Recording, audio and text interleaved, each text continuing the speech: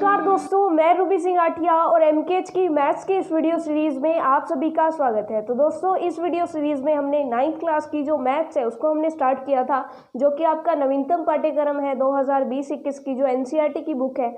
उसमें जो 12th chapter था हमारा हीरोन का सूत्र, वो चैप्टर हमने स्टार्ट किया था। हीरोन के सूत्र के बारे में हमने जान लिया था, तमाम तरह के त्रिभुजों के बारे में हमने जान लिया था। इसी के साथ साथ प्रश्नावली 12.1 के सभी क्वेश्चन हमने कर लिए थे। तो वहां पर हमारे पास क्या होता था कि एक त्रिभुज होता था जिसकी तीनों भुजाएं हमें पता होती थी और फिर हम उस त्रिभुज का क्षेत्रफल ज्ञात करते थे। तो दोस्तों, वैसे ही प्रश्नावली 12.2 में क्या होगा, अब हमें त्रिभुज ना दे करके एक चतुर्भुज दिया होगा। इस तरह से कोई चतुर्भुज दिया होगा और हम क्या करेंगे, इस चतुर्भुज को पहले दो त्रिभुजों में बांट लेंगे। लीजिए, हमने दो त्रिभुजों में बांट लिया। अब ये जो फर्स्ट और सेकंड दो त्रिभुज बने हैं, इन त्रिभुजों का अलग अलग क्षेत्रफल कैसे निकाल लेंगे हम, हीरोन के सूत्र से इन दोनों का अलग अलग क्षेत्रफल निकाल करके फिर जोड़ देंगे तो हमारे पास टोटल जो है चतुर्भुज का क्षेत्रफल आ जाएगा। तो यही हम सारी प्रश्नावली में करने वाले हैं, प्रश्नावली 12.2 में। तो चलिए इसका एक एक क्वेश्चन लेकर के और फिर उनका सोल्यूशन देखते हैं। तो इसका जो फर्स्ट क्वेश्चन है दोस्तों, वो हम लेकर के चलते हैं। प्रश्नावली 12.2 का फर्स्ट क्वेश्चन आप देखिए कि एक पारक चतुर्भुज ABCD के आकार का है जिसमें कोण C जो है वो 90 डिग्री का है। पहले क्वेश्चन लिख लेते हैं हम। एक पारक चतुर्भुज ABCD के आकार का है। एक पारक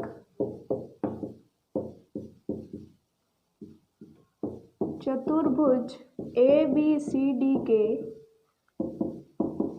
आकार का है जिसमें कोण C 90 डिग्री, जिसमें कोण C जो है वो 90 डिग्री है। इसी के साथ साथ जो भुजा है AB वो हमें बताया गया है वो 9 मीटर है। BC जो है वो 12 मीटर है और इसी के साथ साथ जो CD है वो 5 मीटर है। AD 8 मीटर है। CD बराबर 5 मीटर और AD बराबर 8 मीटर है। अब इस तरह से इनके मान दिए हुए हैं और पूछा गया है कि इस पारक का क्षेत्रफल कितना है। तो दोस्तों, यहाँ पर एक बहुत ही इंपॉर्टेंट चीज़ है कि आप उस चतुर्भुज का डायग्राम कैसे बनाते हैं। अगर आप डायग्राम अच्छे से उसका बना लेते हैं तो आपसे ये क्वेश्चन भी आराम से बन जाएगा। अब वो कहता है कि ABCD जो है वो एक चतुर्भुज है। चलिए, एक पारक है, चतुर्भुज है, जिसका जो कोण C है वो 90 डिग्री रखना है। तो हम क्या करते हैं कि यहाँ पर एक 90 डिग्री का कोण ले लिया, इसको C ले लिया और हमें ABCD बनाना है। तो हम क्या करते हैं, यहाँ पर इस तरह से कोई बना लेते हैं चतुर्भुज ABC और D। आपको पता है कि नाम लगातार आने चाहिए। A फिर उसके बाद सीधा C नहीं हो जाएगा, A के बाद B फिर C और फिर D। अब यहाँ पर ये क्या कहता है कि ये जो AB है ये 9 मीटर है, मतलब ये जो है ये 9 मीटर उसने बता दी। अब वो कहता है BC जो है वो 12 मीटर है। चलिए, ये भी समझ में आ गई। CD जो है वो 5 मीटर है। चलिए, ये भी समझ में आ गई। और इसके बाद जो AD है वो 8 मीटर है। चलिए, ये भी हमारे समझ में आ गई। अभी हमें नहीं पता कि इसका डायग्राम ऐसे ही बनेगा। हमें सिर्फ इतना पता है कि ये कोण 90 डिग्री का है, बाकी हमें कुछ भी नहीं पता। अब हम क्या करें, इसको दो तरीके से हम त्रिभुजों में बांट सकते हैं। इसको थोड़ा सा हम टेढ़ा कर लेते हैं क्योंकि हमें इस कोण के बारे में नहीं पता कि कोण भी 90 डिग्री है या कौन सा है। तो हमने एक बार इसको ऐसे बना दिया है। अब दोस्तों, यहाँ पर इसको इस तरह से बना सकते हैं हम, यहाँ पे ऐसे भी इसको डिवाइड कर सकते हैं दो त्रिभुजों में। लेकिन अगर ऐसे करेंगे तो ये भी 90 डिग्री का नहीं, ये भी 90 डिग्री का नहीं, तो पाइथागोरस प्रमेय हम नहीं लगा पाएंगे इसको निकालने के लिए, कर्ण को निकालने के लिए। तो इसके लिए अपने क्या करेंगे, इसको ऐसे काटेंगे। अब इसको ऐसे काटेंगे तो ये क्या बन गया हमारा समकोण त्रिभुज। और समकोण त्रिभुज में जो कर्ण होती है उसका मान हम निकाल सकते हैं। तो हम क्या करेंगे, इसका सॉल्यूशन क्या करेंगे, इसका सॉल्यूशन करेंगे कि त्रिभुज BCD में सबसे पहले हम लिख लेंगे कि त्रिभुज BCD में क्या है, पाइथागोरस प्रमेय लगाने पर, पाइथागोरस प्रमेय से, पाइथागोरस प्रमेय से हम कह देंगे कि बी डी की जो होल स्क्वायर है, बी डी कर्ण, वो क्या हो जाएगी, आधार स्क्वायर प्लस लंब स्क्वायर। आधार कितना है, बी सी के स्क्वायर प्लस लंब कितना है, सी डी की होल स्क्वायर। तो यहाँ पर मान रख देंगे 12 की होल स्क्वायर प्लस 5 की होल स्क्वायर, तो ये आ जाएगा 12 की स्क्वायर 144 प्लस 25 कितना आ गया 169, जो कि किसकी स्क्वायर होता है, 13 की होल स्क्वायर। तो बी डी की स्क्वायर बराबर 13 की होल स्क्वायर, यानी बी डी जो आ गया वो कितना आ जाएगा 13 मीटर। यानी ये जो कर्ण है इसका मान कितना आ गया 13 मीटर। अब चलिए दोस्तों, दो अलग अलग हमारे पास त्रिभुज बन गए जिनकी तीनों भुजाएं हमें पता है। एक तो बन गया हमारा इस तरह का ए बी डी, ये फर्स्ट वाला, जिसकी ये भुजा है 9 मीटर, ये भुजा है 8 मीटर और ये भुजा है 13 मीटर। और दूसरा बन गया ये इस तरह से नीचे वाला बी सी और डी वाला, ये भुजा है 5 मीटर, नीचे वाली भुजा है 12 मीटर और ये भुजा हो जाएगी 13 मीटर। चलिए, ये हो गया हमारा दूसरे वाला त्रिभुज। तो दोनों त्रिभुजों की हमने इनको अलग अलग करके दिखा दिया यहाँ पर। अब हम क्या करेंगे कि दोनों त्रिभुजों का अलग अलग क्षेत्रफल निकाल लेंगे और फिर उनको जोड़ देंगे। अब सबसे पहले हम क्या करते हैं, ये आपने नोट कर लेना है।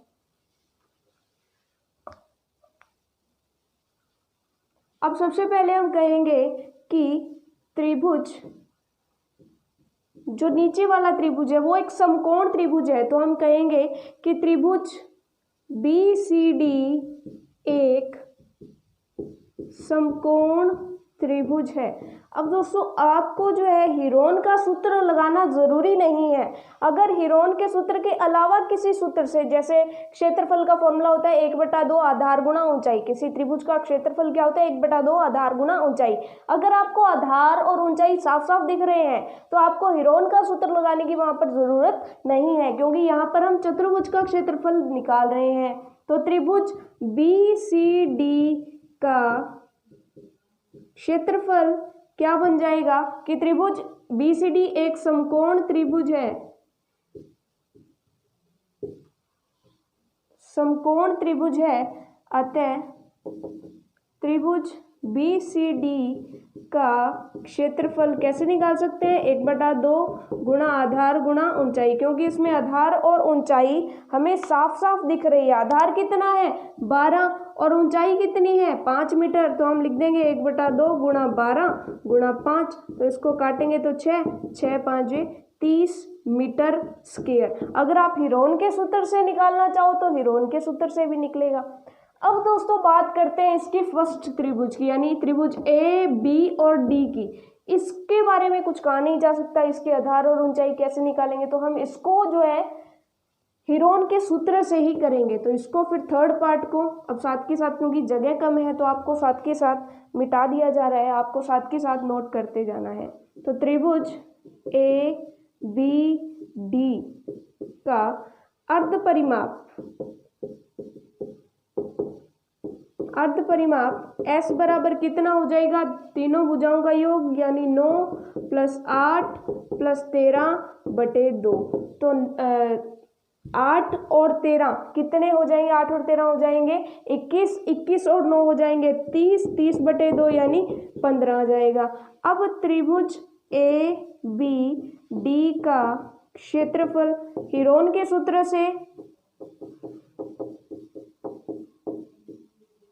किसी भी त्रिभुज का क्षेत्रफल क्या होता है हीरोन के सूत्र से, सिंपल सा formula S S - A S - B S - C।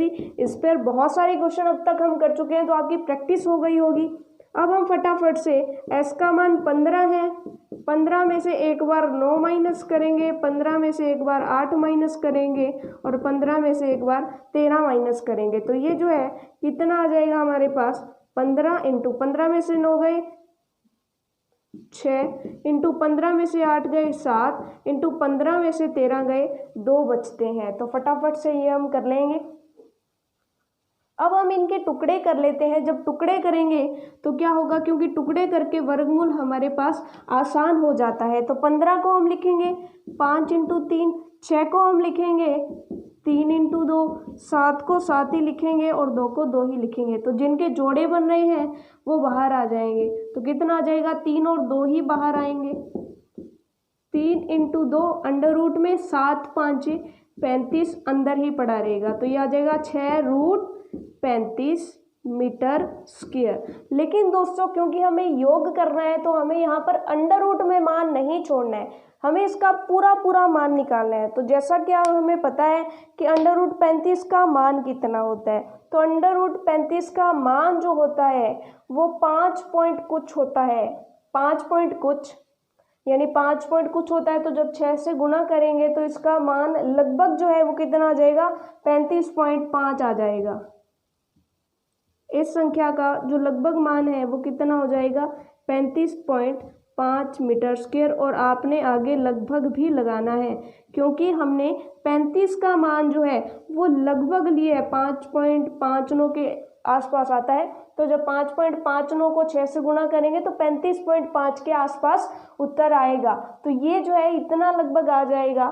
तो इसको, और जो पहले हमारा इसका त्रिभुज का क्षेत्रफल निकला था 30 निकला था, तो हम इस 30 को और इस 35.5 को जब जोड़ेंगे तो हमारा टोटल क्षेत्रफल कितना आएगा। अब ये तो हमने अलग अलग निकाल लिया। सेकंड का हमारा कितना आया था, 30 मीटर स्क्वायर, 1/2 आधार गुना ऊंचाई करके। इसका कितना आ गया, 35.5 मीटर स्क्वायर। तो अब हम क्या कहेंगे, अब इतना करने के बाद हम यहाँ कर लेते हैं कि हमारे पास अब हम क्या लिखेंगे कि चतुर्भुज ABCD का क्षेत्रफल बराबर कितना होगा, दोनों त्रिभुजों का क्षेत्रफल, त्रिभुज ABD का क्षेत्रफल प्लस त्रिभुज BCD का क्षेत्रफल, और दोनों का क्षेत्रफल जब जोड़ देंगे तो इसका कितना आया, ABD का आया 35.5 metre square plus 30 metre square, तो टोटल कितना आ जाएगा, 65.5 मीटर स्क्वायर। तो चलिए ये आपको क्लियर हो गया होगा कि हमने कुल मिलाकर के क्या किया, पहले तो ये बीच वाली रेखा खींच ली, इस बीच वाली जो रेखा है BD का मान निकाल लिया पाइथागोरस थ्योरम लगा करके। उसके बाद हमने क्या किया कि जो नीचे वाला त्रिभुज था उसमें आधार और ऊंचाई साफ साफ दिख रही थी, आप हिरोन के सूत्र से भी करना चाहते हैं तो वो भी कर सकते हैं। सिंपली 1/2 आधार गुना ऊंचाई लगा करके इसका क्षेत्रफल निकाल लिया, फिर पहले वाले का क्षेत्रफल हिरोन का सूत्र लगा करके निकाल लिया, फिर इन दोनों को जोड़ दिया तो हमारा टोटल क्षेत्रफल आ गया। तो ये काफी अच्छा क्वेश्चन है, इंपॉर्टेंट क्वेश्चन है, आसान नहीं कह सकते हैं हम इसको। चलिए अब दूसरे क्वेश्चन की बारी है। दूसरा क्वेश्चन इससे भी आसान है, यहाँ पर हमें पाइथागोरस प्रमेय भी नहीं लगानी पड़ेगी, वो अपने आप हमें जो बीच की भुजा है वो दे रहा है। चलिए फटाफट से दूसरा क्वेश्चन देखते हैं कि दूसरे क्वेश्चन में क्या दिया हुआ है। एक चतुर्भुज ABCD का क्षेत्रफल ज्ञात कीजिए। एक चतुर्भुज ABCD का क्षेत्रफल ज्ञात कीजिए, जिसमें AB BC और ये जो है हम डायग्राम में ही दिखा देते हैं कि ऐसा कुछ करके एक डायग्राम है, डायग्राम इसमें नहीं दिया हुआ है। उसके बाद वो कहता है कि CD DA और AC, चलिए ABC और D। अब ये कहता है कि इस तरह से लाइन खींचिए। उसने बताया है कि AB जो है वो 3 सेंटीमीटर है, BC 4 सेंटीमीटर है, CD 4 सेंटीमीटर है, CD 4 सेंटीमीटर है, मतलब ये थोड़ी सी बड़ी हो जाएगी। चलिए और इस तरह से है, CD 4 सेंटीमीटर है, और फिर जो AD है वो इसने बताया है 5 सेंटीमीटर है, और इसने बताया कि जो AC भी है वो 5 सेंटीमीटर है। और आपको कहा गया है कि ये आपको चतुर्भुज दिया है, उसका क्षेत्रफल ज्ञात कीजिए। तो हम क्या कहेंगे, इसको 2 आकृतियों में बांट लेंगे, सेकंड आकृति और ये पहली आकृति। तो हम क्या कहेंगे कि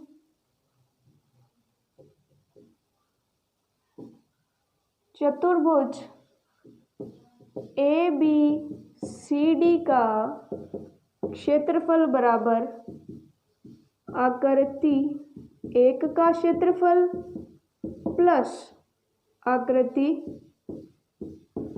2 का क्षेत्रफल। अब इनको जोड़ तो देंगे, पहले आकृति 1 और आकृति 2 का क्षेत्रफल हम निकाल लें। तो हम यहाँ पर क्या करेंगे, सबसे पहले आकृति 1 में, अब आकृति 1 में स्टडी कर रहे हैं। अब दोनों आकृतियों को अलग अलग हम स्टडी करेंगे। आकृति 1 जो है वहाँ पर क्या करेंगे कि त्रिभुज ACD का अर्ध परिमाप S कितना हो जाएगा, वो हो जाएगा 5 + 5 + 4, 5 + 5 + 4 बटे 2, 10 और 4 14 बटे 2 कितना आ गया, 7 सेंटीमीटर आ गया। अब वो कहता है कि हीरोन के सूत्र से,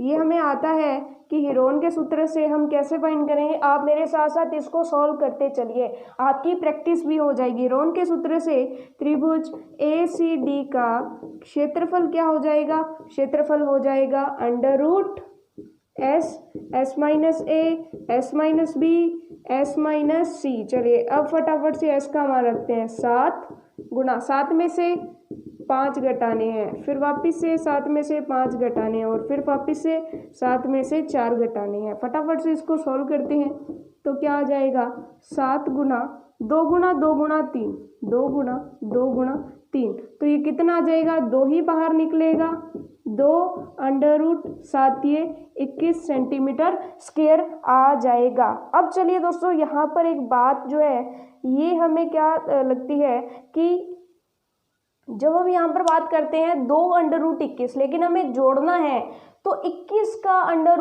का मान क्या आएगा। और दोस्तों आपको अंडर के मान निकालने भी आने चाहिए। अंडर कैसे निकालते हैं ये हमारी एक अलग से वीडियो बनेगी।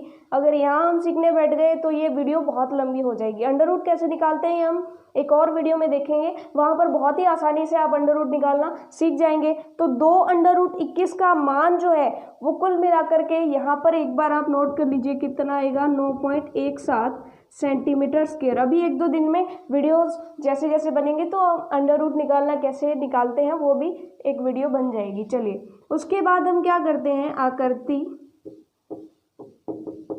2 में, आकृति 2 की अगर हम बात करें तो त्रिभुज ABC का अर्ध परिमाप क्या हो जाएगा,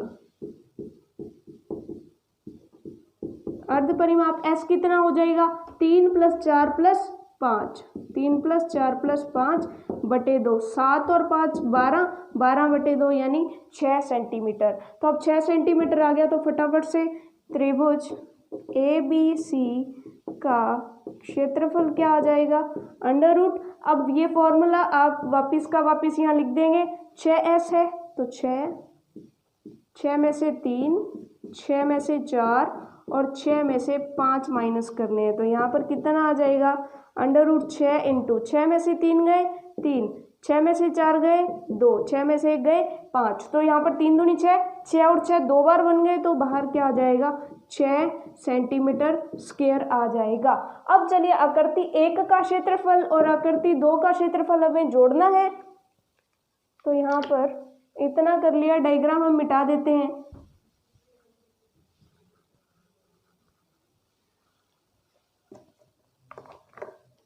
तो यहाँ पर जो है इसको आगे सॉल्व करते हैं कि आकृति 1 का क्षेत्रफल कितना आया। आकृति 1 जो थी हमारी ये थी, तो आकृति 1 का क्षेत्रफल है 9.17 सेंटीमीटर स्क्वायर, प्लस आकृति 2 का क्षेत्रफल क्या आ गया, 6 सेंटीमीटर स्क्वायर। कैसे, √21 का मान हमने यहाँ पर रख दिया था। चलिए उसके बाद है,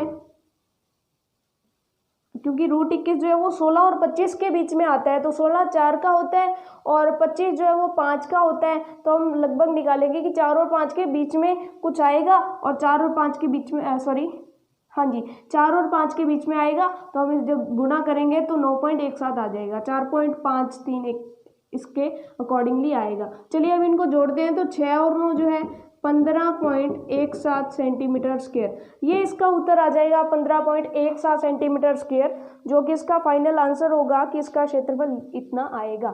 चलिए दोस्तों, 2 क्वेश्चंस हो गए। तीसरे क्वेश्चन की तरफ बढ़ते हैं। तीसरा क्वेश्चन बहुत ही अच्छा क्वेश्चन है। तो चलिए दोस्तों, थर्ड क्वेश्चन जो है आपके सामने इस टाइप से आपको कहा गया है कि एक कागज है जिस पर इस तरह से एक हवाई जहाज का चित्र बनाया गया है। तो इस हवाई जहाज का क्षेत्रफल ज्ञात करना है। क्वेश्चन इतना ही है कि हवाई जहाज के कागज का क्षेत्रफल ज्ञात कीजिए। लेकिन क्वेश्चन बहुत अच्छा है दोस्तों, बहुत ही अच्छा है कि इसमें जो है 1 2 3 4 और 5 अलग अलग आकृतियां हमें काटनी पड़ेंगी। अलग अलग 5 आकृतियों के क्षेत्रफल निकलेंगे, फिर उनको जोड़ करके इस पूरे कागज का क्षेत्रफल निकलेगा। तो चलिए फटाफट से एक एक आकृति को चुनते हैं, उनका क्षेत्रफल ज्ञात करते हैं। यहाँ पर कुछ चीजें हम नहीं सीखेंगे, जैसे हम आयत के बारे में सीखेंगे, जैसे हम समलंब चतुर्भुज के बारे में सीखेंगे। देखिए वैसे तो पहले हम 7वीं और 8वीं क्लास में आप समलंब चतुर्भुज के बारे में पढ़ करके आए हैं कि उसका क्षेत्रफल क्या होता है, लेकिन यहाँ पर दोबारा से पढ़ेंगे। तो चलिए फटाफट से सबसे पहले हम आकृति ए की बात करते हैं, जो कि ऊपर है और एक त्रिभुज है। तो सबसे पहले हम क्या बात करेंगे, आकृति 1 में। तो सिंपल सी बात है, आकृति 1 में जो त्रिभुज आपको दिख रहा है, त्रिभुज का अर्ध परिमाप क्या होगा? क्योंकि त्रिभुज है तो हम हीरोन का सूत्र लगाएंगे। अर्ध परिमाप S बराबर क्या होगा? अब देखिए ये भुजा आपको 5 सेंटीमीटर दी है, सेम ही ये भुजा है तो ये भी कितनी हो जाएगी? 5 सेंटीमीटर। और ये जो नीचे की भुजा है ये इसके बराबर है, ये 1 सेंटीमीटर, तो ये भी कितनी हो जाएगी? 1 सेंटीमीटर। चलिए ये हमें समझ आ गई। तो यहाँ पर इसकी भुजाएं कितनी हो गई? 5 + 5 + 1/2। अब 5 और 5 10 और 1 11/2, यानी कितना आ गया? 5.5 सेंटीमीटर इसका उत्तर आ गया। चलिए अब हम इसका क्षेत्रफल कैसे ज्ञात करते हैं? तो हीरोन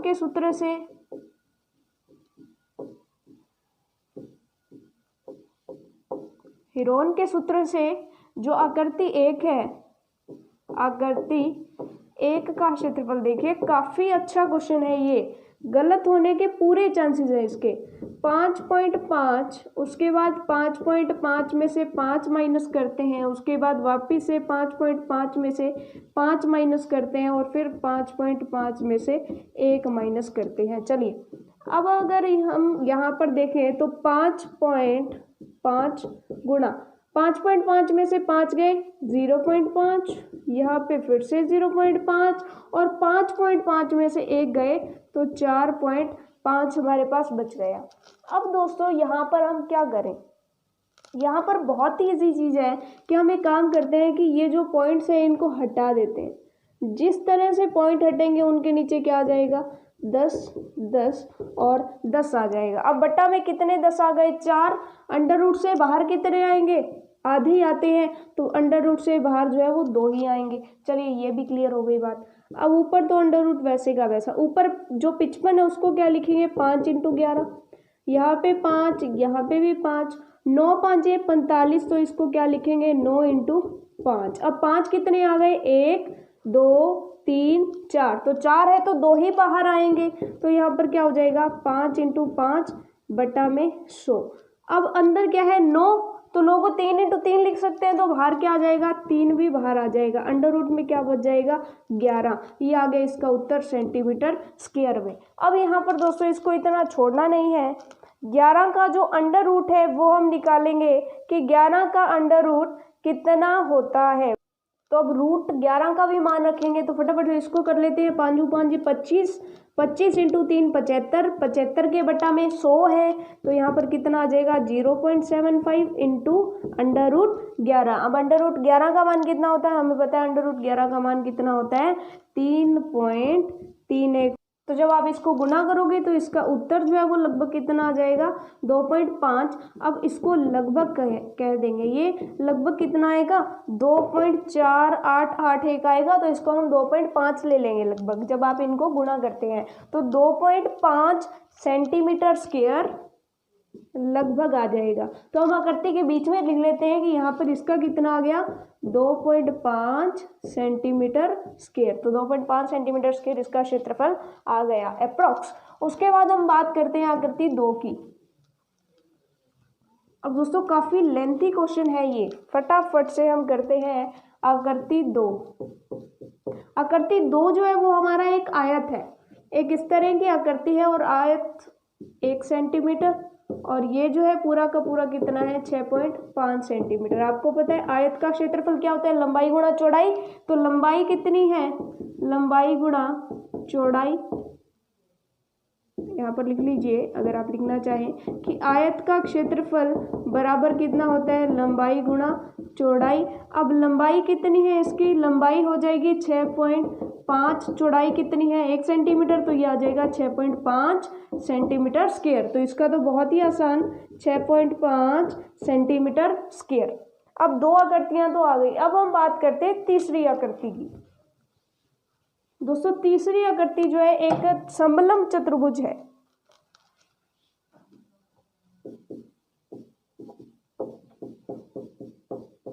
आकृति 3 जो है वो एक समलंब चतुर्भुज है, और समलंब चतुर्भुज में हमें पता है कि समलंब चतुर्भुज का क्षेत्रफल निकालने के लिए हमें क्या कुछ पता होना चाहिए। तो सिंपल सी बात कि उसकी 2 समांतर भुजाओं की लंबाई हमें पता होनी चाहिए, और इसी के साथ साथ 2 समांतर भुजाओं के बीच की जो दूरी है वो हमें पता होनी चाहिए। तो यहाँ पर 2 समांतर भुजाएं कौन कौन सी होगी, एक तो ये 1 सेंटीमीटर, एक ये 2 सेंटीमीटर। तो ये हो गई 1 सेंटीमीटर वाली और ये हो गई 2 सेंटीमीटर वाली।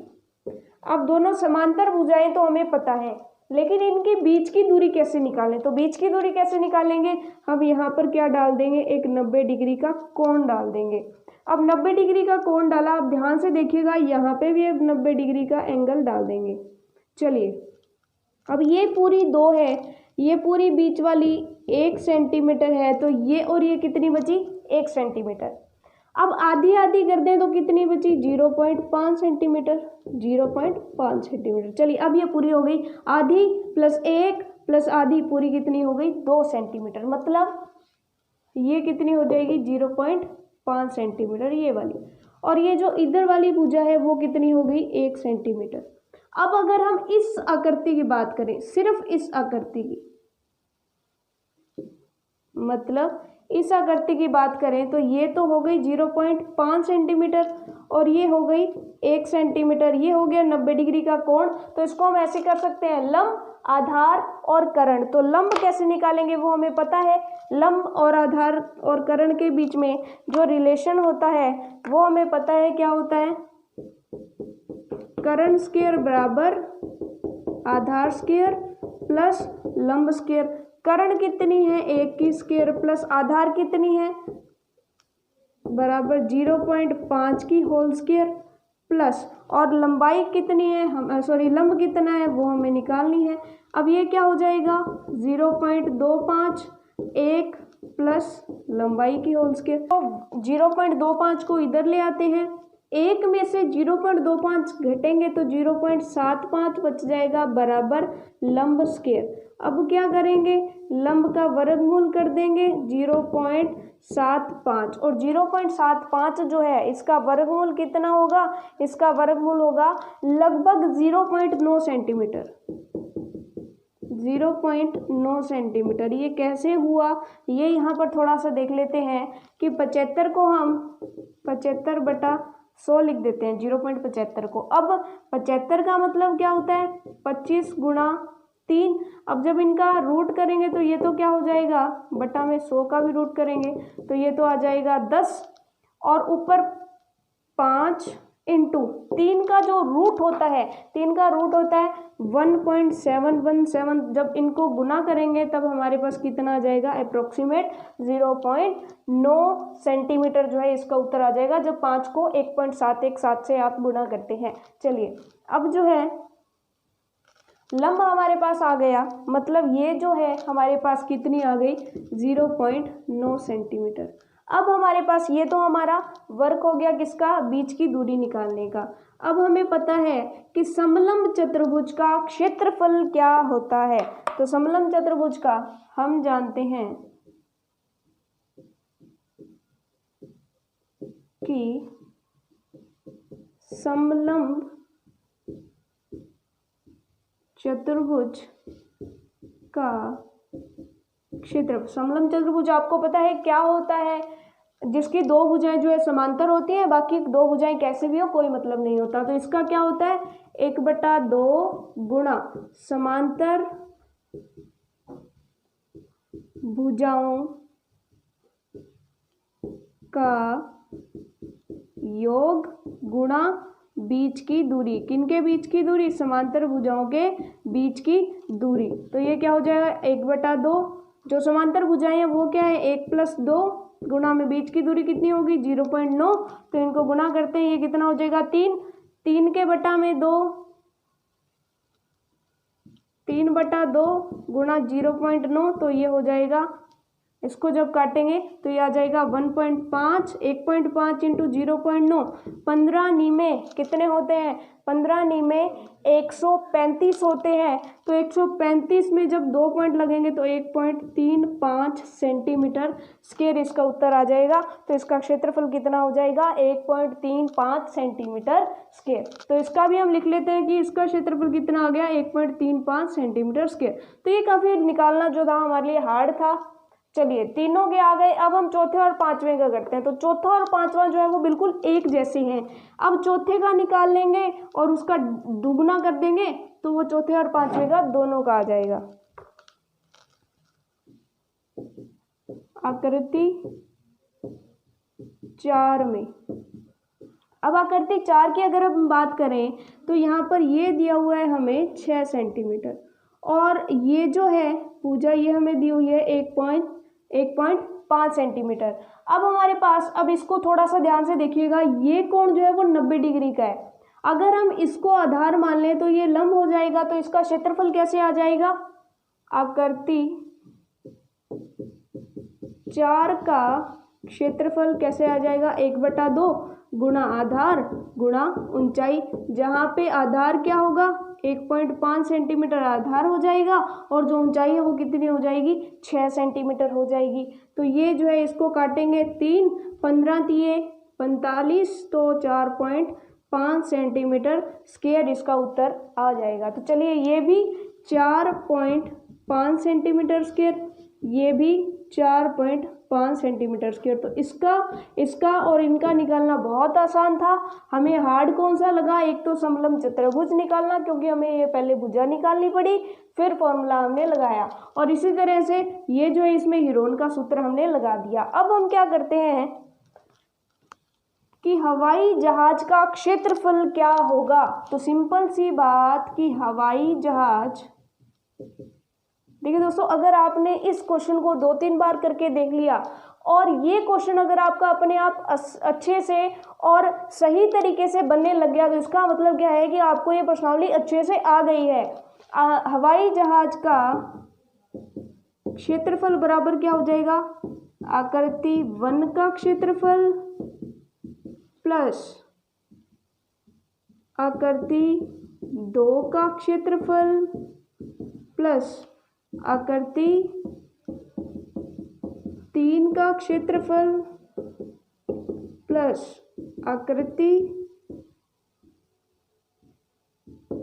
4 का क्षेत्रफल प्लस आकृति 5 का क्षेत्रफल। और ये क्षेत्रफल के मान जो है वो आप रख दीजिए और जोड़ दीजिए। कितना आया, सबसे पहले 2.5, उसके बाद दूसरे का आया 6.5, तीसरे का आया 1.35, चौथे का जो आया वो हो गया 4.5 प्लस 4.5 सेंटीमीटर स्क्वायर। अब इनको जोड़ देते हैं फटाफट से। सबसे पहले ये 5 आ जाएगा 5, उसके बाद 5 और 5 10, 10 और 3 13, 13 और 10 वापिस से 23 हो गए। चलिए ये हो गया 23, 2 आई हासिल, 6 और 4 10, 10 और 1 11, 11 और 8 जो है वो क्या हो जाएंगे 19। तो इसका हो जाएगा 19.35 सेंटीमीटर स्क्वायर जो है इसका आंसर आ जाएगा 19.35 सेंटीमीटर स्क्वायर इसका आंसर आ जाएगा। तो चलिए ये बहुत ही आसान क्वेश्चन था, इसको हमने जोड़ करके देख लिया है। तो अब चलते हैं नेक्स्ट क्वेश्चन की तरफ, क्वेश्चन नंबर 4। तो चलिए दोस्तों फटाफट से चौथा क्वेश्चन जो है वो आपके सामने है कि समचतुर्भुज की संगत ऊंचाई आपको ज्ञात, समांतर चतुर्भुज होगा यहाँ पर, समचतुर्भुज नहीं, यहाँ पर इसको सेट कर रहे हैं, समांतर चतुर्भुज। समांतर चतुर्भुज की संगत ऊंचाई ज्ञात कीजिए यदि समांतर चतुर्भुज में त्रिभुज का आधार समान है। मतलब आपको क्या दिया गया है कि एक ही आधार पर त्रिभुज तथा समांतर चतुर्भुज दिए गए हैं, पहली कंडीशन। दूसरी कंडीशन क्या है कि दोनों का क्षेत्रफल भी समान है। तो हमें क्या ज्ञात करनी है, इसकी जो ये ऊंचाई है h वो ज्ञात करनी है। तो कोई भी चतुर्भुज हो उसका अगर हम क्षेत्रफल दिखाए तो वो क्या होता है, तो हम इसका सॉल्यूशन क्या करेंगे, हम दोनों का क्षेत्रफल निकालते हैं, उन दोनों को बराबर रखेंगे तो शायद जो है हमारा h का मान आ जाए। तो चलिए करके देखते हैं कैसे।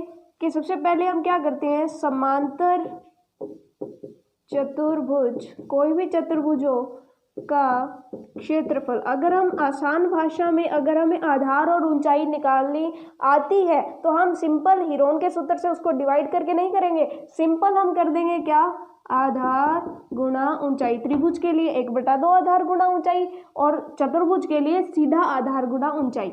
अब आधार इसका कितना है 28 सेंटीमीटर, चलिए 28 सेंटीमीटर इंटू h, चलिए ये हमारी हो गई समीकरण नंबर 1। समांतर चतुर्भुज का क्षेत्रफल हमारे पास आ गया।